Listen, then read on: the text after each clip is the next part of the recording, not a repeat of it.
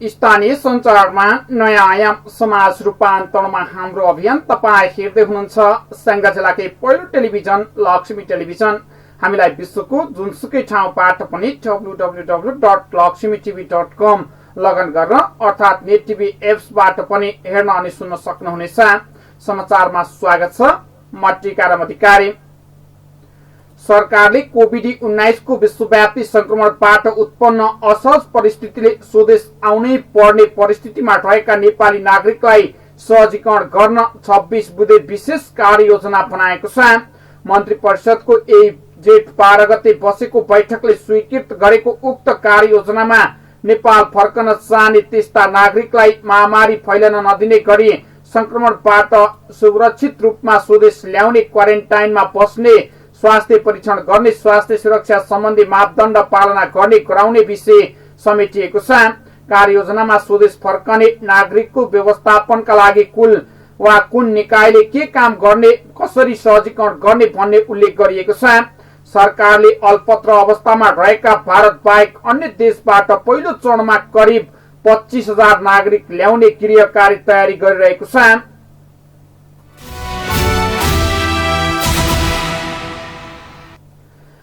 गण्डकी प्रदेश सरकारले आइतबार आगामी आर्थिक वर्ष 2076-77 को नीति तथा कार्यक्रम ल्याएर प्रदेश सभा सो नीति तथा कार्यक्रममाथि छलफल गरेको थियो। छलफलका क्रममा सत्ता पक्ष र विपक्षी दलका बीचमा संसदीय जुवारी नै चलेको थियो। नीति तथा कार्यक्रमको चर्को आलोचना विपक्षी दलका सांसदमाथि सत्ता पक्षका सांसदहरूले खेप्नु भएको थियो। मंगलबार बसेको प्रदेश सभा बैठकमा सांसद मेघलाल श्रेष्ठले नीति तथा कार्यक्रममाथि गरेको टिप्पणीलाई लिएर अधिकांश सांसद श्रेष्ठमाथि खनिनुभयो। श्रेष्ठले नीति तथा कार्यक्रम पढ्दा 12 वर्ष रामायण पढायो, सीता कसकी भन्ने जस्तो भएको टिप्पणी गर्नु भएको थियो भने सोही टिप्पणीलाई लिएर सांसदहरू श्रेष्ठमाथि खनिनु भएको थियो। सांसद श्रेष्ठको टिप्पणीमाथि कटाक्ष गर्दै सत्ता पक्षका सांसदहरूले 12 वर्ष लगाएर रामायण पढ्नुको सट्टा 12 मिनट मात्रै राजनीतिक आग्रह पूर्वाग्रहबाट माथि उठेर नीति तथा कार्यक्रम घोलित सुझाव दिनुभएको थियो भने कतिले 18-20 वर्ष नै लगाएर पढे पनि सीता रामकै ज्वाइँ हुन सक्ने भन्नुभएको छ।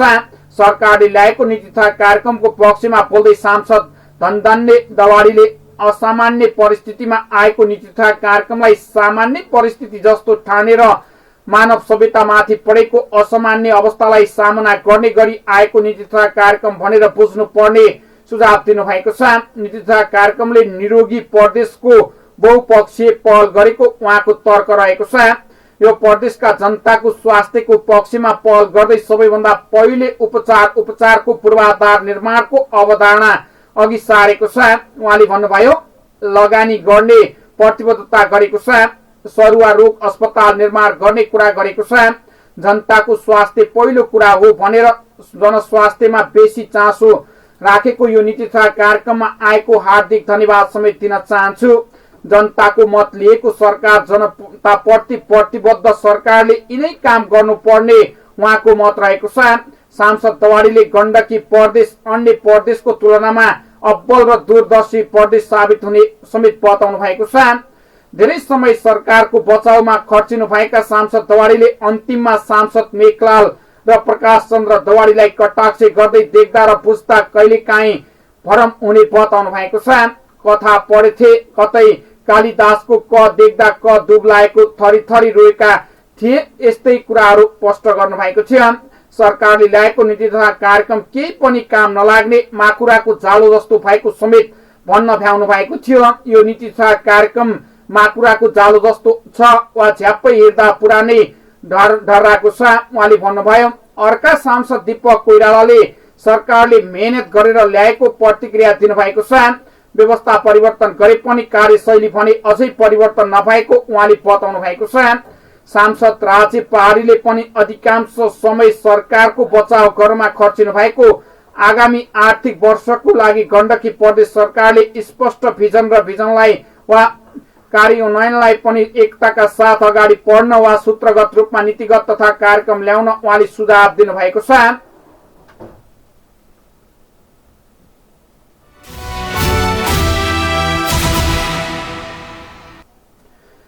स्याङ्जामा 5 जना कोरोना संक्रमित थपिनु भएको छ। स्याङ्जाको चापकोट नगरपालिका घर भई गंगालाल माविको क्वारेन्टाइनमै बस्दै आउनुभएका 22, 26 र 32, 40 वर्षका पुरुषमा पनि कोरोना संक्रमण भेटिएको हो। यस्तै स्याङ्जाकै बिरुवा गाउँपालिकामा 20 वर्षीय पुरुषमा पनि संक्रमण देखिएको हो। उहाँ पनि गाउँपालिकाको क्वारेन्टाइनमै बस्दै आउनुभएको बताएको छ। उहाँहरू सबै भारतबाट आउनु भएको हो। यो सँगै स्याङ्जामा कोरोना संक्रमितको संख्या 12 पुगेको छ। यसअघि वालिङका 5 जना र गल्याङका 2 जनामा कोरोना संक्रमण भेटिनु भएको थियो भने उहाँहरूको उपचार भइरहेको छ। संक्रमित 10 जनालाई संक्रमित जिल्ला अस्पतालको आइसोलेसनमा लैजाने तयारी भइरहेको स्वास्थ्य निर्देशन तथा गण्डकी प्रदेश कोरोना नियन्त्रण तथा रोकथाम नियन्त्रण प्रवक्ता डाक्टर विनोद बिन्दु शर्माले बताउनु भएको थियो। यो सहित गण्डकी कोरोना संक्रमितको संख्या 37 पुगेको छ भने 3 जना संक्रमित निको भइसकेर घर फर्किनु भएको छ।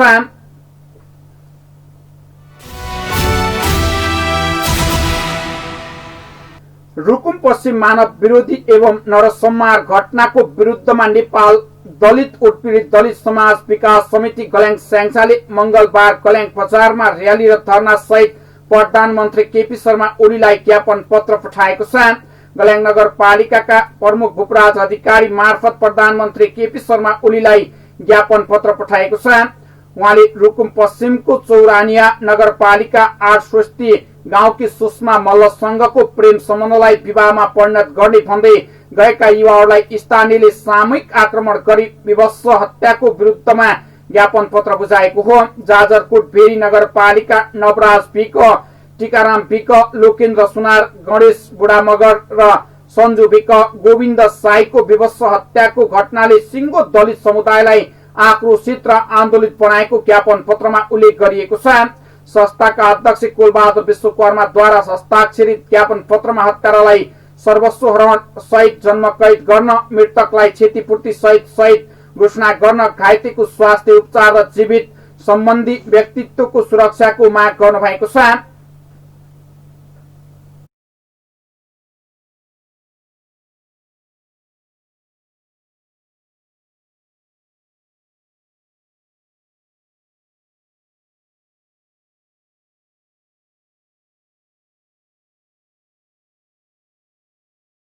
नयाँ गाउँका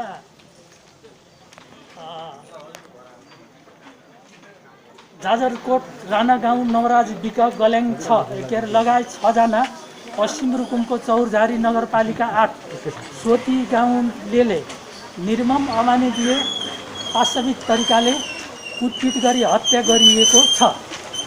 थप 1 जना अझै बेपत्ता रहेका छन्। नवराज विक र सुषमा मल्ल बीचको अन्तर्जातीय प्रेम सम्बन्धको विषयलाई लिएर त्यहाँको समाजले स्वीकार गर्न नसकी यति ठुलो मानवता विरोधी नरसंहार तथा जघन्य घटना घटाउन यो अतिवादी समाज पछि परेन।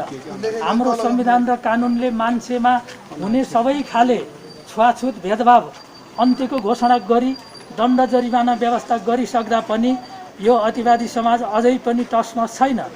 जातीय भेदभाव छुवाछुत घटना अझ बढ्दो रहेको छ। सिङ्गो मानव जातिलाई नै लज्जास्पद बनाएको छ। तसर्थ मौजुदा कानुन संविधान र कानुनमा थप दण्ड जरिमाना व्यवस्था गर्न, जातीय भेदभाव तथा छुवाछुत गर्नेलाई सर्वस्व हरण सहित जन्म कैदको थप व्यवस्था गर्न हामी दलित अधिकार कर्मीहरूले जोरदार रूपमा माग गर्दछौँ। मृतकलाई क्षतिपूर्ति सहित घोषणा गर्न, घाइतेको स्वास्थ्य उपचार र जीवित सम्बन्धी व्यक्तित्वको सुरक्षाको माग गरिएको छ। त्यस्तै ज्ञापन पत्रमा सर्वत्र कानुनको रक्षा कडाइका साथ लागू गर्न माग गर्दै जातीय विवाद वा विभेद अन्त्यका लागि पहल गरिदिन समेत आग्रह गर्नुभएको छ। संस्थाका अध्यक्ष कुलबहादुर विश्वकर्माले लकडाउनको अवधिमा यस्ता थुप्रै घटनाहरू घटे पनि राज्यका तर्फबाट चित्त बुझ्दो न्याय नभएको बताउनु भएको छ। उहाँले यस किसिमका निकृष्ट आपराधिक घटनाहरू दोहोरिन नदिन नेपाल सरकारका तर्फबाट विशेष योजना अगाडि बढाउन समेत आग्रह गर्नुभएको छ। विश्वकर्माले जातीय विभेदको निम्ति सम्पूर्ण उत्पीडित दलित एक हुन र रुकुम घटनाको सत्य तथ्यको छानबिन गरी दोषीमाथि कडाभन्दा कडा कारबाही गर्न समेत माग गर्नुभएको छ। जातीय भेदभाव छुवाछुत घटना अझ बढ्दो रहेको छ। सिङ्गो मानव जातिलाई नै लज्जास्पद बनाएको छ।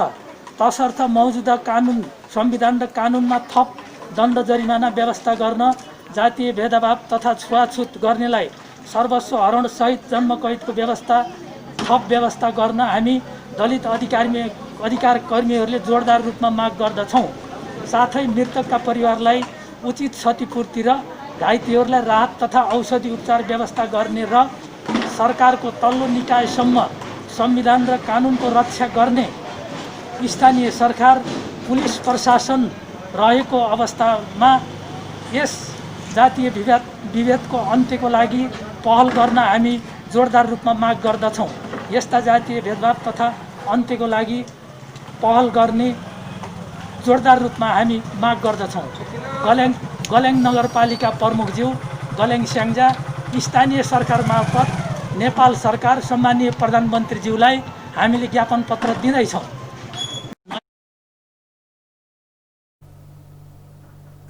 गलेङ बजार नयाँ बजारबाट सुरु भएको र्याली गलेङका विभिन्न चोक परिक्रमा गर्दै नगरपालिका परिसरमा पुगेको थियो। र्यालीमा गलेङ नगरपालिका अन्तर्गत विभिन्न संस्थाका दलित समुदायको बृहत सहभागिता रहेको थियो। ज्ञापन पत्र बुझ्दै गलेङ नगरपालिकाका प्रमुख भूपराज अधिकारीले रुकुममा दलितहरूमाथि भएको घटनाले गलेङ नगरपालिकालाई समेत दुखी बनाएको बताउनु भएको छ। उहाँले रुकुमको मान्छेलाई विवश हत्या गरिनु कुर अमानवीय घटना भएको बताउनु भएको छ।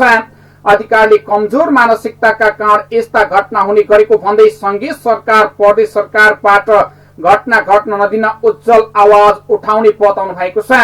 उहाँले गलेङ नगरपालिका दलित समुदायको सुझावका आधारमा जातीय भेदभाव तथा छुवाछुत न्यूनीकरणका निमित्त कार्यक्रम सञ्चालन गर्ने प्रतिबद्धता समेत जाहेर गर्नुभएको छ।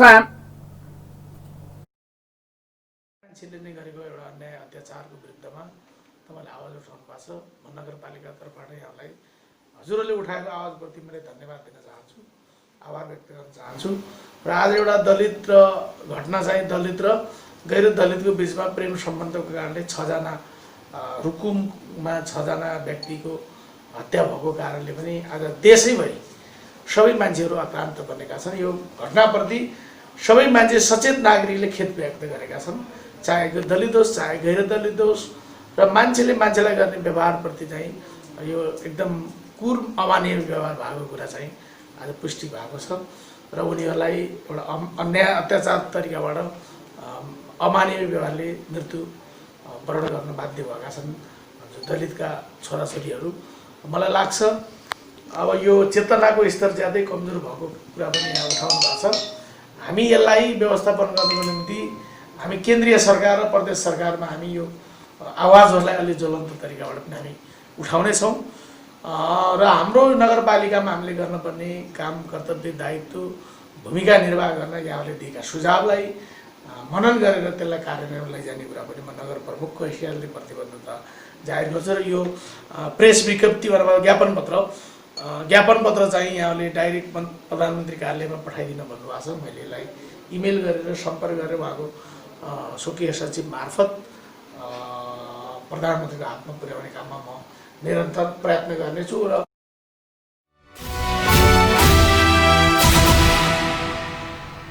कोरोना भाइरस कोभिड-19 का कारण प्रभावित भिरकोटवासीको लागि राहत होस् भनी विभिन्न संघ संस्थाले राहत रकम दिने क्रम जारी रहेको छ।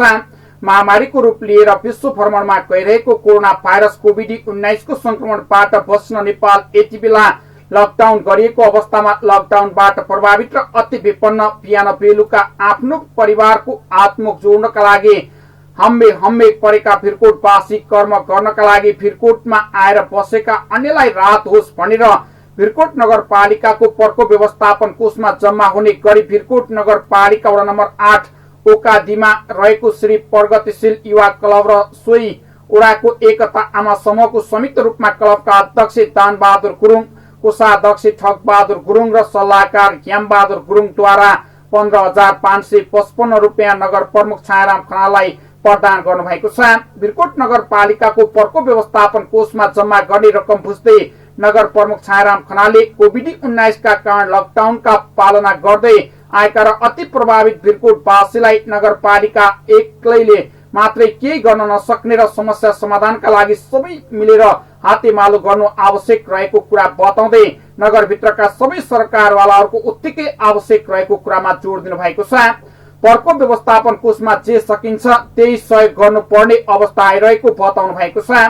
प्रमुख खनालले नगरपालिकाको 9वटै वडाका अति विपन्न ज्यालादारी गरी गुजारा गर्दै आएका 1400 घर परिवारलाई दोस्रो चरणको राहत सामग्री वितरण गर्ने कार्य सम्पन्न गरिएको बताउँदै अझै पनि साँझ बिहान खान नपाएर वा अप्ठ्यारोमा परेका अवस्थामा रहे वडा अध्यक्षसँग सम्पर्क गरी सिफारिस सहित नगरपालिकामा आउन समेत उहाँले आह्वान गर्नुभएको छ। हालसम्म राहत कोषमा सहयोग जम्मा गर्नुहुने संघ संस्था महानुभावहरूलाई धन्यवाद व्यक्त गर्दै प्रमुख खनालले कोभिड-19 को संक्रमण बढ्दै गएकाले यसको संक्रमणबाट आफू पनि बच्न र अरूलाई पनि बचाउने घरमै बस्नमा समेत आह्वान गर्नुभएको छ। हालसम्म भिरकोट नगरपालिकाको प्रकोप व्यवस्थापन कोषमा खाद्यान्न र नगद गरी 28,30,325 रुपियाँ जम्मा भएको नगर प्रवक्ता दिपेन्द्र केसीले बताउनु भएको छ। लकडाउनबाट प्रभावित भिरकोटवासीलाई सहयोग गर्न चाहनेले मेगा बैंक लिमिटेड बैरगाडीमा रहेको भिरकोट नगरपालिकाको प्रकोप व्यवस्थापन कोष नामको खातामा रकम जम्मा गरी भौचर नगरपालिकामा बुझाउन समेत आह्वान गरिएको छ।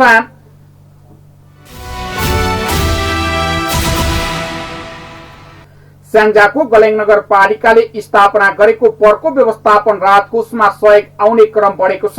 प्रकोप व्यवस्थापन राहत कोषमा मंगलबार पनि विभिन्न व्यक्ति तथा संघ संस्थाहरूले नगद सहयोग गर्नु भएको छ। मंगलबार राष्ट्रिय युवा संघ नेपाल गलेङ नगर कमिटीले 11,000 रुपियाँ सहयोग गरेको छ। युवा संघ नेपाल गलेङ नगर कमिटीका संयोजक ललित थापा मगरले नगर प्रमुख उपराज अधिकारीलाई सो रकम हस्तान्तरण गर्नु भएको हो। रकम ग्रहण गर्दै गलेङ नगरपालिकाका प्रमुख उपराज अधिकारीले विपदको समयमा महत्वपूर्ण योगदान गरेको भन्दै धन्यवाद दिनुभएको छ। उहाँले प्राप्त रकम समस्यामा परेकाहरूको उद्धार र राहतमा खर्च गरिने बताउनु भएको छ। त्यस्तै मंगलबार नै गलेङ नगरपालिका प्रकोप व्यवस्थापन राहत कोषका लागि जुन तारा आमा समूहले 10,000 रुपियाँ सहयोग गरेको छ। गलेङ नगरपालिका 7 कल्लेरीमा रहेको आमा समूहले राहत कोषमा सो रकम हस्तान्तरण गर्नु भएको हो। आमा समूहका अध्यक्ष हरिकला राणाले नगर प्रमुख उपराज अधिकारीलाई यो रकम हस्तान्तरण गर्नु भएको हो। त्यस्तै गरी गलेङ नगरपालिका 7 मा नै रहेको कल्लेरी कृषि सहकारी संस्थाले पनि गलेङ नगरपालिकाको प्रकोप व्यवस्थापन राहत कोषमा 5,500 रुपियाँ सहयोग गरेको छ। संस्थाका अध्यक्ष कुमार राणाले यो रकम नगर प्रमुख अधिकारीलाई हस्तान्तरण गर्नुभयो। त्यस्तै गलेङ नगरपालिका 7 मा नै रहेको कल्लेरी टोल सुधार समितिले पनि प्रकोप व्यवस्थापन राहत कोषका लागि 5,000 रुपियाँ सहयोग गरेको छ। अध्यक्ष शेरबहादुर राणाले नगर प्रमुख उपराज अधिकारीलाई सो रकम हस्तान्तरण गर्नुभएको हो। त्यसै गरी गलेङ नगरपालिका वडा नम्बर 11 गलकोट हुलाकबाट रोजगारीको सिलसिलामा दक्षिण कोरिया पुग्नुभएका टीकाराम अर्यालले प्रकोप व्यवस्थापन राहत कोषमा 5,555 रुपियाँ सहयोग गर्नु भएको छ। अर्यालले पठाउनु भएको रकम स्थानीय समाजसेवी शिव अर्यालले नगर प्रमुख उपराज अधिकारीलाई हस्तान्तरण गर्नु भएको हो। त्यस्तै आफ्नो दिवंगत आत्माको सम्झनामा गलेङ नगरपालिका 4 बस्ने भीमबहादुर थापाले गलेङ नगरपालिकाको प्रकोप व्यवस्थापन राहत कोषमा 5,500 रुपियाँ सहयोग गर्नु भएको छ। दिवंगत आत्मा उत्तिसरा थापाको स्मृतिमा छोरा भीमबहादुर थापाले सो रकम नगर प्रमुख उपराज अधिकारीलाई हस्तान्तरण गर्नु भएको हो। राहत रकम ग्रहण गर्दै नगर प्रमुख अधिकारीले विभिन्न व्यक्ति तथा संघ संस्थाहरूबाट आएको सहयोगलाई सही रूपमा प्रयोग गर्ने बताउनु भएको छ। उहाँले भन्नुभयो, अहिले विपदको समय सबैले सहयोग गर्नुपर्छ, मौकामा हिरा फोर्नुपर्छ। नगर प्रमुख अधिकारीले सबैको सहयोगबाट कोरोना विरुद्ध विजय प्राप्त गर्न सकिने बताउनु भएको छ। उहाँले गलेङ नगरवासीहरूमा विभिन्न ठाउँमा आउने क्रम चलिरहेको भन्दै आफ्ना नागरिकको व्यवस्थापनमा नगरपालिका प्रतिबद्ध रहेको बताउनु भएको छ।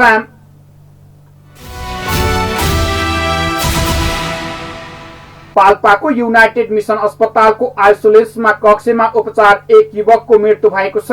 आज दिउँसो पूर्व खोला गाउँपालिका 1 स्थित सिलुवा घर भएका 45 वर्षीय रामबहादुर दिवाको मृत्यु भएको अस्पतालका प्रशासकीय प्रमुख जीवन भट्टराईले जानकारी दिनुभएको छ।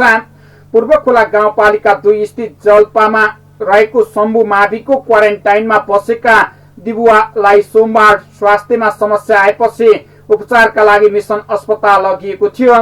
स्वाब परीक्षणको रिपोर्ट नआएको, कोरोना संक्रमणबाट मृत्यु भएको वा होइन भन्ने अझै पुष्टि भने हुन नसकेको उहाँको भनाइरहेको छ। उहाँको स्वाब संकलन गरेर भैरवा जनस्वास्थ्य प्रयोगशालामा पठाएको छ भने रिपोर्ट भने आउन बाँकी रहेको जीवन जिल्ला स्वास्थ्य कार्यालय पाल्पाका निमित्त प्रमुख विश्वनाथ न्यौपानेले बताउनु भएको छ। उहाँ भारतबाट फर्केर क्वारेन्टाइनमा आएर बस्नु भएको थियो। जिल्लामा हालसम्म 5 जनामा कोरोना संक्रमण पुष्टि भएको छ।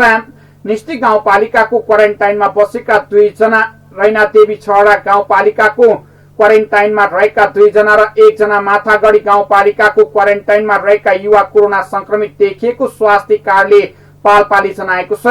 कोरोना संक्रमितको अवस्था पनि सामान्य रहेको स्वास्थ्य कार्यालयका निमित्त प्रमुख न्यौपानेले बताउनु भएको पाल्पाबाट पत्रकार सुशीला रिग्मीले लक्ष्मी टेलिभिजनलाई जानकारी दिनुभएको छ।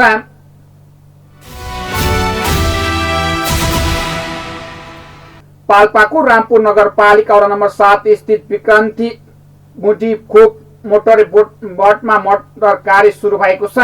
प्रधानमन्त्री युवा स्वरोजगार कार्यक्रम अन्तर्गत मंगलबार वडा अध्यक्ष तीर्थ प्रसाद पंगेनीले अध्यक्षतामा एक कार्यक्रम गरी मोटर बाटोको उद्घाटन कार्य सम्पन्न भएको हो। मोटर बाटोको नगर प्रमुख रमण बहादुर थापाले समुद्घाटन गर्दै औजार हस्तान्तरण गर्नुभएको थियो। मोटर बाटोको उद्घाटन गर्दै नगर प्रमुख थापाले नगरपालिका भित्र अति विपन्न परिवारका सदस्यलाई छनौट गरी यस कार्यक्रममा समेटिएको बताउँदै एक वडामा 25 देखि 30 जना युवा पहिचान गरिएको बताउनु भएको छ। वडामा भएका योजना त्यहाँको आवश्यकता हेरेर सडक निर्माण तथा मर्मत, कम्पाउन्ड, धार्मिक स्थल, पार्क निर्माण लगायतका क्षेत्रमा काम थालनी गरिएको नगर प्रमुख थापाले बताउनु भएको छ। शुभारम्भको पहिलो दिन आज वडा नम्बर 7 मा काम नपाएर बेरोजगारी अवस्थामा रहेका 20 जना युवा परिचान गरिएको वडा सचिव धर्मेन्द्र खनालले जानकारी दिनुभएको छ। कार्यक्रमको सञ्चालन कार्यक्रमका सहायक गीता पौडेलले गर्नुभएको थियो भने कार्यपालिका तथा वडा सदस्य दुर्गादेवी भण्डारी गौतमले कोरोनाको महामारीले काम नपाएर बसेका युवाहरूलाई गाउँघरमा नै काम गर्ने माध्यम मिलेपछि उत्साह भएको बताउनु भएको छ। युवाहरू निस्केको बताउनु भएको छ भने वडाभित्र अति विपन्न गरिब परिवारलाई पहिलो प्राथमिकता दिएको वडा सदस्य मिठु देवी सुनारले बताउनु भएको छ। नगरपालिकाले गत वर्ष सञ्चालन गरेको प्रधानमन्त्री युवा स्वरोजगार कार्यक्रम 3755 युवाले आवेदन दिनुभएको थियो। गत वर्ष नै आवेदन दिएका युवाहरूलाई छनौट गरेर यो कार्यक्रम सञ्चालन गरिएको थियो। सोही मोटर बाटो आज नगरपालिका प्राविधिक प्रमुख रञ्जन न्यौपाने, प्रधानमन्त्री युवा स्वरोजगार कार्यक्रम नगर संयोजक निरज पोखरेल र प्राविधिक रमेश सुवेदीले समेत अनुगमन गर्नुभएको छ। तपाई हेर्दै हुनुहुन्छ लक्ष्मी टेलिभिजन। अर्को समाचारमा पुनः सुने बाचा गर्दै अहिलेलाई भने समाचार युनिटबाट बिदा हुन चाहन्छौं। तपाई भने हेर्दै गर्नुहोला लक्ष्मी टेलिभिजन। नमस्कार।